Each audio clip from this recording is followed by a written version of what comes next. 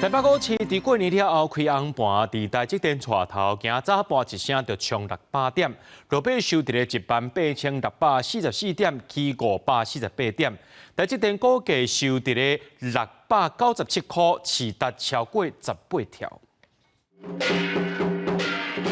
尽管想请财神爷来跳高官，希望讨一个好彩头，结果台股龙年新春第一个交易日就开红盘，伫多头尾盘出现之下，加权指数中国起超过600点，冲到18725点，创历史新高。中昼收盘起548点，来到18644点。护国神山台积电的股价是收伫697块，市值超过18条。台股重新开盘之后呢，资金全面涌入台积电。台积电在早盘的时候，股价是冲过了700元大关，创下历史新高，大涨了8到9%。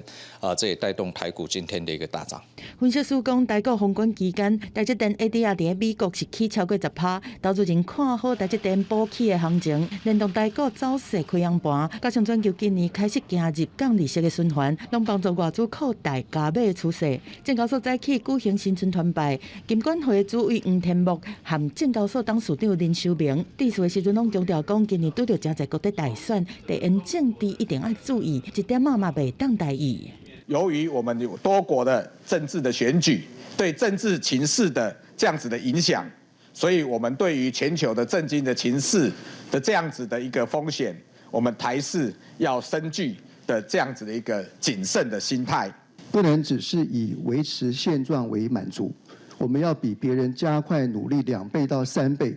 才能够超前别人。证交所讲，龙年发展的重点会以现有的 AI、半导体这关键产业做基础，推动所谓力量和升级等3大新经济产业的发展，使国际级的企业伫台湾就此上柜，打造新经济产业的主导。另外嘛，鼓励市值超过100亿的公司，更加接来办法说会，而且结合产业的供应链，和中小企业更加会当好看到，用安尼来扩大市场的容量和规模。记者综合报道。